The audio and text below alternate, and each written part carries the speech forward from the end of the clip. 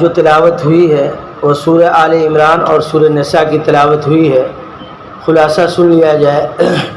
ترتیب کے اعتبار سے قرآن مجید کی تیسری صورت جو مدینہ میں نازل ہوئی، اس صورت کا خطاب یہود و نصارہ اور مسلمان سے ہے۔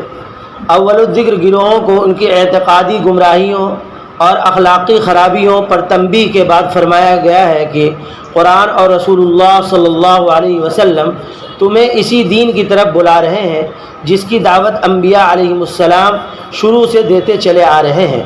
اس دین کے سیدھے راستے سے ہٹ کر جو راہیں تم نے اختیار کر رکھی ہیں وہ خود ان کتب میں موجود نہیں ہیں جن کو تم کتب آسمانی سے تسلیم کرتے ہو۔ یہ سورہ آل عمران کا خلاصہ ہے۔ اب سورہ نساء کا خلاصہ بھی سماعت فرما لیں۔ یہ سورت حضرت صلی اللہ علیہ وسلم کے مدینہ منورہ یعنی ہجرت فرمانے کے بعد ابتدائی سالوں میں نازل ہوئی اور اس کا اکثر حصہ جنگ بدر کے بعد نازل ہوا تھا۔ یہ وقت تھا جب مدینہ منورہ کی نوزائیدہ مسلمان ریاست مختلف مسائل سے دوچار تھی۔ زندگی کا ایک نیا ڈھانچہ ابھر رہا تھا جس کے لیے مسلمانوں کو اپنی عبادت کے طریقوں اور اخلاق و معاشرت سے متعلق تفصیلی ہدایات کی ضرورت تھی۔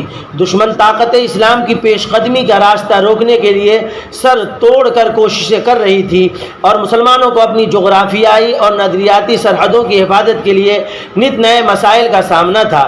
سورہ نساء نے ان تمام معاملات میں تفصیلی ہدایات فراہم کی ہیں۔ چونکہ ایک مستحکم خاندانی ڈھانچہ کسی بھی معاشرے کی بنیاد ہوتا ہے، اس لیے یہ سورت خاندانی معاملات کے بارے میں مفصل احکام سے شروع ہوئی ہے۔ چونکہ خاندانی نظام میں عورتوں کا بڑا اہم کردار ہوتا ہے، اس لیے عورتوں کے بارے میں اس سورت نے تفصیلی احکام عطا فرمائے ہیں اور اسی لیے اس کا نام سورۃ النساء ہے۔ جنگ احد کے بعد بہت سی خواتین بیوہ اور بہت سے بچے یتیم ہو گئے تھے، اس لیے سورت نے شروع ہی میں یتیموں کے حقوق کے تحفظ کا انتظام فرمایا ہے اور آیت نمبر 13 تک میراث کے احکام تفصیل بیان فرمائے ہیں جو ابھی سورہ نساء میں ہم نے پڑھا ہے۔ یوصیکم اللہ، یہ میراث کے تعلق سے ہے۔ زمانے جاہلیت میں عورتوں کے ساتھ طرح طرح کے ظلم ہوتے تھے۔ ان مظالم کی ایک کر کے نشاندہی کی گئی ہے۔ زمانے جاہلیت میں ظلم یہ ہوتا تھا کہ عورتوں کو زندہ گاڑ دیا جاتا تھا، بچیوں کو، اور جو ہے ان کو حصہ نہیں دیا جاتا تھا۔ آج بھی ہمارے زمانے میں لوگ جو بچوں کو حصہ دیتے ہیں اور بچیوں کو حصہ نہیں دیتے ہیں، گارجین کی پکڑ ہوگی۔ اس لیے اس طرف بھی نشاندہی ہونی چاہیے۔ جہاں باپ حصہ چھوڑ کر کے جاتے ہیں، جتنا بیٹے کا حصہ ہے، 4 آنا بیٹیوں کا بھی حصہ ہے، اس کو بھی دینا چاہیے۔ نکاح و طلاق کے مفصل احکام بیان کیے گئے ہیں اور میاں بیوی کے حقوق متعین فرمائے گئے ہیں۔ یہ مضمون آیت نمبر 35 تک چلا ہے، جس کے بعد انسان کی باطنی اور معاشرتی اصلاح کی طرف توجہ دلائی گئی ہے۔ مسلمانوں کو عرب کے صحراؤں میں سفر کے دوران پانی کی قلت پیش آئی تھی، لہذا آیت نمبر 33 میں تیمم کا طریقہ اور آیت نمبر 101 میں سفر میں نماز قصر کرنے کی سہولت عطا فرمائی گئی ہے۔ نیز جہاد کے دوران نماز خوف کا طریقہ آیت نمبر 102 اور 103 میں بتایا گیا ہے۔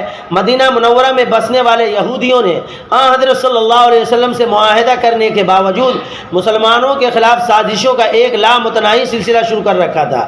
آیت نمبر 33 تا 57 اور 153 تا 175 میں ان کے ساتھ عیسائیوں کو بھی خطاب میں شامل کر لیا گیا ہے اور انہیں تثلیث کے عقیدے کے بجائے خالص توحید اختیار کرنے کی دعوت دی گئی ہے۔ اس کے علاوہ آیت نمبر 58-59 میں سیاست اور حکمرانی سے متعلق ہدایت آئی ہے۔ منافقین کی بداعمالیاں آیت نمبر 60 سے 70 اور پھر آیت نمبر 137 تا 152 میں وعدے کی گئی ہیں۔ آیت نمبر 71 تا 92 نے جہاد کے احکام بیان کر کے منافقین کے ریشہ دوانیوں کا پردہ چاک کیا ہے۔ اسی سیاق میں آیت نمبر 92-93 میں قتل کی سزائیں مقرر فرمائی گئی ہیں۔ جو مسلمان مکہ مکرمہ میں رہ گئے تھے اور کفار کے ہاتھوں مظالم جھیل رہے تھے، ان کی ہجرت کے مسائل آیت نمبر 97 تا 100 میں زیر بحث آئے ہیں۔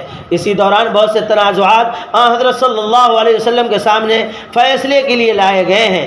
آیت نمبر 105 تا 115 میں ان کے فیصلے کے طریقہ آپ کو بتایا گیا ہے اور مسلمانوں کا اور مسلمانوں کو آپ کا فیصلہ دل و جان سے قبول کرنے کی تاکید کی گئی ہے۔